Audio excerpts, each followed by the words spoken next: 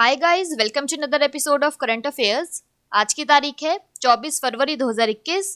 हमारे दो चैनल्स हैं, पिनाकल और फ्रंटियर आईएएस, और अगर अभी तक आपने इन चैनल्स को सब्सक्राइब नहीं किया है तो सब्सक्राइब करना बिल्कुल ना भूलिएगा।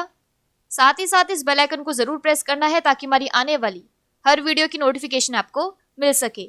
हमारी दो वेबसाइट्स हैं, sscglpinacle.com और beljidhaka.com। इन दोनों को विजिट करना बिल्कुल ना भूलिएगा।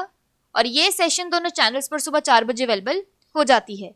साथ ही साथ for daily videos, PDF and monthly magazine आप हमारे टेलीग्राम हैंडल्स फ्रंटियर आईएएस और एसएससीजीएल पिनाकल ऑनलाइन को ज्वाइन जरूर करें। स्टार्ट करेंगे प्रीवियस क्विज के साथ। मैंने आपसे पहला क्वेश्चन पूछा था कि दूसरे खेलो इंडिया यूनिवर्सिटी गेम्स 2021 की मेजबानी कौन सा राज्य करेगा, तो इसका सही जवाब था कर्नाटका। और दूसरा क्वेश्चन पूछा था कि ऑस्ट्रेलियाई ओपन पुरुष एकल खिताब 2021 किसने जीता है, तो इसका सही जवाब था नोवाक जोकोविच। स्टार्ट करेंगे फर्स्ट क्वेश्चन। देखो आज के सेशन का, किस राज्य केंद्रीय शासित प्रदेश के मुख्यमंत्री ने हाल ही में बहुमत साबित करने में विफल रहने के बाद इस्तीफा दे दिया है, तो इसका सही जवाब है ऑप्शन नंबर बी, पुडुचेरी। तो पुडुचेरी के मुख्यमंत्री वी नारायण सामी विधानसभा में विश्वास मत साबित नहीं कर पाए और विधानसभा चुनाव से कुछ दिन पहले ही उनकी सरकार गिर गई। उन्होंने अपने विधायकों के साथ सदन से वॉकआउट कर दिया। यह तस्वीर में देखिए। उन्होंने उपराज्यपाल अतिरिक्त प्रभार यानी lieutenant governor additional charge Tamilisai Soundararajan को इस्तीफा सौंप दिया है। विश्वास मत साबित करने से पहले मुख्यमंत्री ने पूर्व उपराज्यपाल किरण बेदी पर उनकी सरकार के कामों को विफल करने और विपक्ष के साथ मिलकर सरकार बनाने की कोशिश करने का आरोप लगाया था। अगला क्वेश्चन देखो, केंद्रीय उत्पाद शुल्क दिवस यानी सेंट्रल एक्साइज डे कब मनाया जाता है, तो इसका सही जवाब है ऑप्शन नंबर बी, 24 फरवरी। तो देश भर में हर साल 24 फरवरी को केंद्रीय उत्पाद शुल्क दिवस मनाया जाता है। यह दिन केंद्रीय उत्पाद और सीमा शुल्क बोर्ड यानी central board of excise and customs CBEC द्वारा दी गई सेवाओं और उनसे जुड़े अधिकारियों को सम्मानित करने के लिए मनाया जाता है। यह दिन 24 फरवरी 1944 को केंद्रीय उत्पाद शुल्क और नमक कानून यानी central excise and salt act बनाए जाने के लिए मनाया जाता है। अगला क्वेश्चन देखो, किस राज्य सरकार ने पति की पैतृक संपत्ति यानी एंसेस्ट्रल प्रॉपर्टी में महिलाओं को सह स्वामित्व अधिकार प्रदान करने वाला अध्यादेश यानी ऑर्डिनेंस पेश किया है, तो इसका सही जवाब है ऑप्शन नंबर बी, उत्तराखंड। तो उत्तराखंड सरकार ने पति की पैतृक संपत्ति में महिलाओं को सह स्वामित्व अधिकार प्रदान करने वाला अध्यादेश पेश किया है। पहाड़ी क्षेत्रों में पुरुषों के बड़े पैमाने पर रोजगार की तलाश में प्रवास के कारण यह अध्यादेश लाया गया है। ऐसा करने वाला उत्तराखंड पहला राज्य बन गया है। बात करें यहाँ पर उत्तराखंड की, तो इसके डैम्स और रिवर्स में आता है लखवड़ डैम यमुना, टेहरी डैम भागीरथी और Ramganga dam Ramganga. National parks में आता है Nanda Devi national park, Jim Corbett national park, Gangotri national park और गोविंद नेशनल पार्क। उत्तराखंड की कैपिटल है देहरादून और गिरसेन। गवर्नर है बेबी रानी मौर्य और चीफ मिनिस्टर है त्रिवेंद्र सिंह रावत। नेक्स्ट क्वेश्चन है, प्रधानमंत्री नरेंद्र मोदी ने किस आईआईटी में doctor Shyama Prasad Mukherjee institute of medical science and research का उद्घाटन किया है? इसका सही जवाब है option number C, IIT Kharagpur.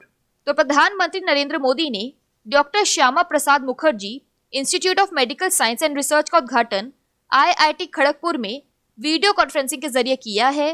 प्रधानमंत्री आईआईटी खड़गपुर के 66वें दीक्षांत समारोह यानी कॉन्वोकेशन को भी संबोधित करेंगे।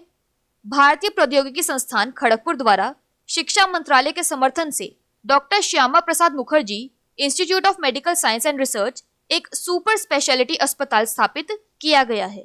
नेक्स्ट क्वेश्चन है, भारत ने हाल ही में किस देश के साथ एक मुक्त व्यापार समझौते यानी फ्री ट्रेड एग्रीमेंट FTA पर हस्ताक्षर किए हैं? तो इसका सही जवाब है ऑप्शन नंबर बी, मॉरिशस। तो भारत और मॉरिशस ने हाल ही में एक मुक्त व्यापार समझौते पर हस्ताक्षर किए हैं। व्यापक आर्थिक सहयोग और साझेदारी समझौते यानी comprehensive economic cooperation and partnership agreement CECPA के अलावा दोनों देशों ने मॉरिशस के विशेष आर्थिक क्षेत्र की निगरानी के लिए डॉर्नियर विमान और ध्रुव उन्नत प्रकाश हेलीकॉप्टर यानी ध्रुव एडवांस्ड लाइट हेलीकॉप्टर्स को किराए पर लेने के लिए 6 अन्य समझौते पर हस्ताक्षर किए हैं। यह हमारे पोस्ट कोविड अर्थव्यवस्थाओं के पुनरुद्धार यानी रिस्टोरेशन के लिए समय पर बढ़ावा देगा।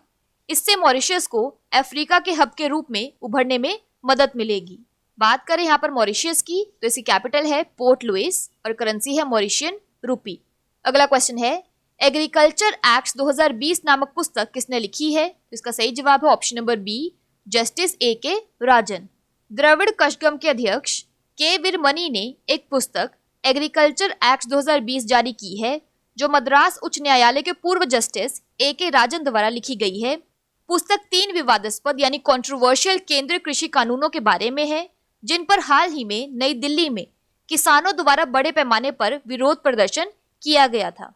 अगला क्वेश्चन देखो, भारतीय सेना के अगले सैन्य संचालन महानिदेशक DGMO के रूप में किसे नियुक्त किया गया है? तो इसका सही जवाब है option number B, lieutenant general BS Raju. तो श्रीनगर स्थित चिनार कोर के general officer commanding lieutenant general BS Raju भारतीय सेना के नए सैन्य संचालन महानिदेशक यानी DGMO होंगे।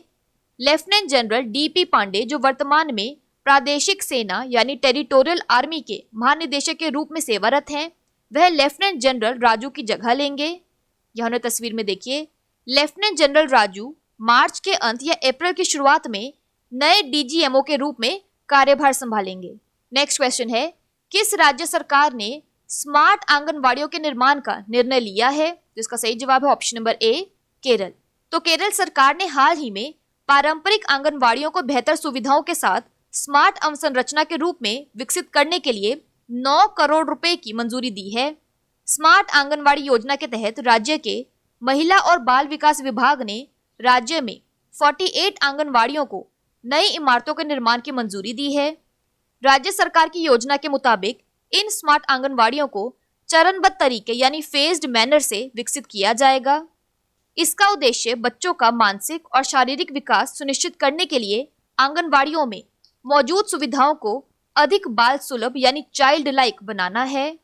स्मार्ट आंगनवाड़ियों का डिजाइन और विकास एकीकृत बाल विकास योजना यानी integrated child development scheme ICDS के हिस्से के रूप में किया जा रहा है। बात करें यहाँ पर केरला की तो इसके डैम्स और रिवर्स में आता है मुल्ला पेरियार डैम पेरियार, इडुक्की डैम पेरियार और Kakki dam Kakki. National parks में आता है Anamudishola national park, Mathikettanshola national park, Pampadumshola national park और पेरियार नेशनल पार्क। केरला की कैपिटल है तिरुवनंतपुरम, गवर्नर है आरिफ मोहम्मद खान और चीफ मिनिस्टर है पिनारई विजयन। नेक्स्ट क्वेश्चन है, निम्नलिखित में से कौन सा भारतीय थिंक टैंक एशिया आर्थिक वार्ता 2021 की सह अध्यक्षता करेगा? तो इसका सही जवाब है option number C, Pune international centre. तो पुणे इंटरनेशनल सेंटर इस साल की एशिया आर्थिक वार्ता यानी एशिया इकोनॉमिक डायलॉग 2021 की सह अध्यक्षता करेगा, जिसे विदेश मंत्री डॉक्टर S जयशंकर और जापान, ऑस्ट्रेलिया, मालदीव, मॉरिशस और भूटान के उनके समकक्षों यानी काउंटर पार्ट्स द्वारा संबोधित किया जाएगा। 26 फरवरी से 3 दिन तक एशिया आर्थिक वार्ता आयोजित की जाएगी और इसकी थीम है post covid global trade and finance dynamics. Next question है, उत्तर प्रदेश सरकार ने किस हवाई अड्डे को एशिया के सबसे बड़े हवाई अड्डे के रूप में विकसित करने की योजना बनाई है? तो इसका सही जवाब है ऑप्शन नंबर B, जेवर एयरपोर्ट। तो उत्तर प्रदेश के मुख्यमंत्री योगी आदित्यनाथ ने घोषणा की है कि राज्य सरकार जेवर हवाई अड्डे को एशिया के सबसे बड़े हवाई अड्डे के रूप में विकसित करने की योजना बना रही है। राज्य सरकार ने बजट 2021-22 में इस हवाई अड्डे के लिए 2000 करोड़ रुपए का आवंटन किया है। जेवर हवाई अड्डे के रनवे की संख्या 2 से बढ़ाकर 6 कर दी गई है। यमुना एक्सप्रेसवे औद्योगिक विकास प्राधिकरण को राज्य सरकार की ओर से जेवर हवाई अड्डे के लिए कार्यान्वयन एजेंसी के रूप में नियुक्त किया गया है। Noida international airport limited NIAL एक विशेष एजेंसी जो सरकार द्वारा बनाई गई है, परियोजना का प्रबंधन और संचालन कर रही है। हवाई अड्डे को PPP मोड में विकसित किया जाएगा और 2023 तक इसके पूरा होने की उम्मीद है। यहाँ पर एक्स्ट्रा इन्फॉर्मेशन की बात करें तो अयोध्या हवाई अड्डा जो निर्माणाधीन यानी अंडर कंस्ट्रक्शन है का नाम मर्यादा पुरुषोत्तम श्री राम हवाई अड्डा रखा जाएगा। बात करें यहाँ पर उत्तर प्रदेश की तो इसके वर्ल्ड हेरिटेज साइट्स में आता है ताजमहल, फेमस डैम्स और रिवर्स में आता है Rihand dam Rihand, national parks में आता है Dudhwa national park, tiger reserves में आता है अमनगढ़ टाइगर रिजर्व और पीलीभीत टाइगर रिजर्व। उत्तर प्रदेश की कैपिटल है लखनऊ, गवर्नर है आनंदीबेन पटेल और चीफ मिनिस्टर है योगी आदित्यनाथ। बात कर लेते हैं आज के सेशन के क्विक समरी की। तो तो पुडुचेरी के चीफ मिनिस्टर ने रिजाइन कर दिया है। सेंट्रल एक्साइज डे फरवरी 24 को मनाया जाता है। हस्बैंड की एंसेस्ट्रल प्रॉपर्टी में विमेन के को ओनरशिप राइट के लिए उत्तराखंड ने एक ऑर्डिनेंस पास किया है। Doctor Shyama Prasad Mukherjee institute of medical science and research IIT Kharagpur में बनाया गया है। इंडिया और मॉरिशस ने फ्री ट्रेड एग्रीमेंट पर साइन किया है। Agriculture act 2020 book justice A.K. राजन ने लिखी है। इंडियन आर्मी के director general of military operation बने हैं lieutenant general B.S. Raju. Kerala सरकार स्मार्ट आंगनवाड़ीज बनाएगी। एशिया इकोनॉमिक डायलॉग 2021 को पुणे इंटरनेशनल सेंटर कोचेयर करेगा। और उत्तर प्रदेश ने जेवर एयरपोर्ट को एशिया का बिगेस्ट एयरपोर्ट बनाने का प्लान किया है। बात कर लेते हैं आज के सेशन के क्विज फॉर द डे के। आपका पहला क्वेश्चन है, भारत ने हाल ही में किस देश के साथ एक मुक्त व्यापार समझौते FTA पर हस्ताक्षर किए हैं? और आपका दूसरा क्वेश्चन है, केंद्रीय उत्पाद शुल्क दिवस कब मनाया जाता है? इन दोनों क्वेश्चंस का आंसर आपको नीचे कमेंट सेक्शन में जरूर करना है। और अगर अभी तक आपने हमारे चैनल्स को सब्सक्राइब नहीं किया है तो सब्सक्राइब करना बिल्कुल ना भूलिएगा। साथ ही साथ इस बेल आइकन को जरूर प्रेस करना है ताकि हमारी आने वाली हर वीडियो की नोटिफिकेशन आपको मिल सके। हमारी दोनों वेबसाइट्स और टेलीग्राम हैंडल्स को ज्वाइन जरूर करना है। Thank you so much.